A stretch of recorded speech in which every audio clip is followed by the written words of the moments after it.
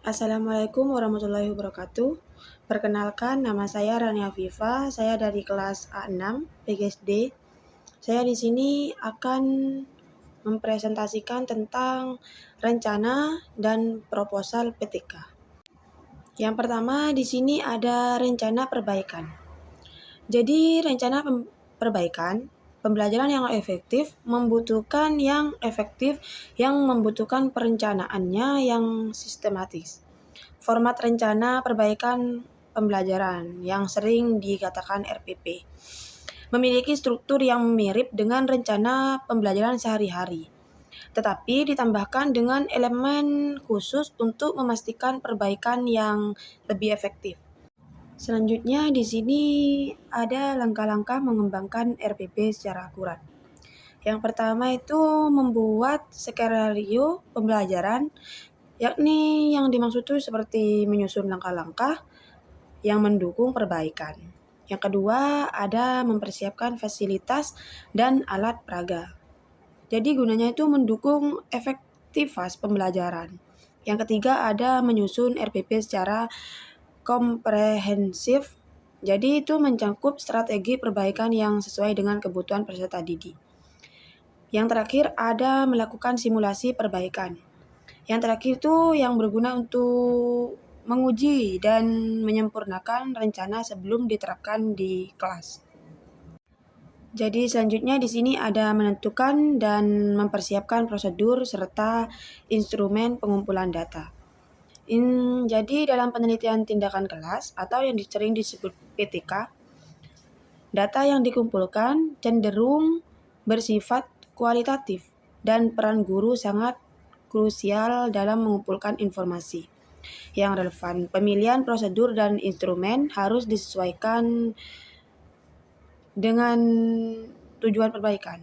Data yang dikumpulkan akan membantu mengidentifikasi apakah perbaikan yang diterapkan sudah efektif atau perlu disesuaikan lebih lanjut lagi. Prosedur menentukan prosedur pengumpulan data. Jadi proses pengumpulan data harus dilakukan secara sistematis agar hasilnya dapat diinterpretasikan dengan baik.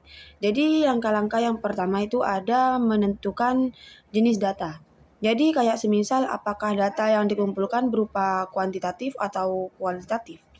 Yang kedua menentukan sumber data. Jadi seperti contohnya itu apakah dari sumber primer atau responden langsung dan sekunder dokumen atau laporan. Yang ketiga ada menentukan teknik pengumpulan data. Jadi seperti observasi langsung terhadap proses pembelajaran atau wawancara dengan peserta didik atau pihak terkait.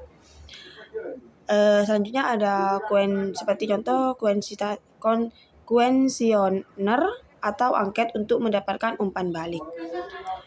Jadi selanjutnya contohnya itu seperti dokumentasi pembelajaran, laporan hasil pembelajaran atau catatan berupa catatan.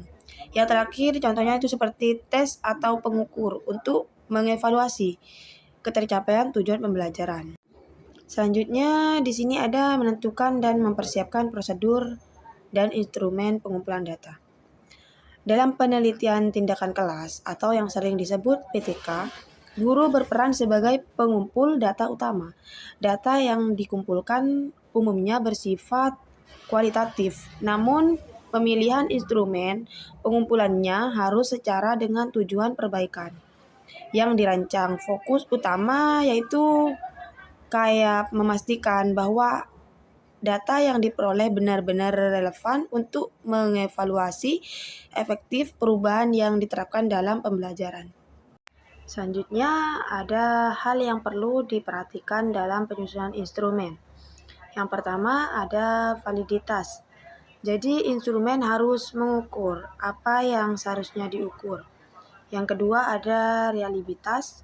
Jadi instrumen harus konsisten jika digunakan berulang. Ada format proposal PTK seperti pendahuluan, A. Pendahuluan yang berisi latar belakang masalah, B. berisi masalah, tujuan, dan manfaat penelitian. C kayak perangkat teoretik, dan D metodologi penelitian proposal. PTK tentu mempunyai ciri-ciri khas yang membedakan dari proposal penelitian biasa. Selanjutnya ada komponen kunci sebuah proposal PTK. Jadi yang pertama itu judul. Judul PTK haruslah singkat dan jelas namun mampu menggambarkan masalah yang diteliti, tindakan perbaikan hasil yang diharapkan, dan tempat penelitian. Yang kedua ada bidang kajian. Bidang kajian berkaitan dengan masalah pembelajaran yang menjadi fokus PTK yang Anda usulkan. Yang ketiga, pendahuluan. Jadi pendahuluan mencakup deskripsi tentang masalah pembelajaran, proses identifikasi dan analisis masalah, penyebab atau akar terjadinya masalah, serta alasan mengapa masalah penting untuk diatasi. Keempat, ada perumusan dan perencanaan masalah. Jadi rumusan masalah dan sebaliknya dibuat dalam bentuk kalimat tanya dan memang merupakan masalah penelitian. Yang kelima ada tujuan penelitian. Jadi tujuan penelitian harus sesuai dengan rumusan masalah dan tindakan perbaikan. Dalam hal ini harus diingat bahwa tujuan penelitian berbeda dari tujuan perbaikan. Jadi tujuan penelitian pada umumnya berkisar pada mendeskripsikan atau mengumpulkan informasi atau menguji hipotesis. Yang keenam ada manfaat penelitian. Yang ketujuh ada kajian pustaka. Dalam bagian ini jadi dicantumkan kajian konsep teori atau penelitian lain yang relevan dengan permasalahan dan tindakan yang dirancang. Yang kedelapan ada rencana dan prosedur penelitian. Bagian ini jadi memuat kayak yang pertama A, subjek penelitian, kayak tempat, waktu, dan lama tindakan. Yang kedua B, kayak prosedur langkah-langkah PPT yang akan dilaksanakan, yang terdiri dari perencanaan, pelaksanaan, dan atau observasi, evaluasi, refleksi seperti itu. Yang D ada kayak seperti perencanaan, pelaksanaan, tindakan. Yang selanjutnya 3. Observasi dengan jumlah daur deskripsi yang merencanakan dalam prosedur. Juga bergambar peran tim peneliti dan dalam setiap tahap penelitian.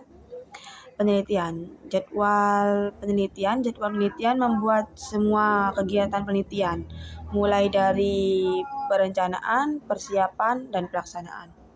Personalia penelitian membuat identitas dan tim penelitian, serta perannya dalam penelitian. Yang 12 ada daftar pustaka, membuat semua sumber yang digunakan sebagai acuan dalam penelitian ini. Jadi daftar pustaka ditulis menurut aturan tertentu. Misalnya seperti American Optionology atau APA. Yang ke-13 ada lampiran. Lampiran dibuat sesuai dengan perintahan sponsor.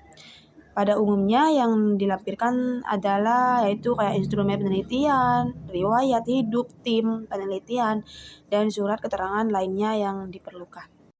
Baik, sekarang saya simpulkan tadi yang telah saya presentasikan.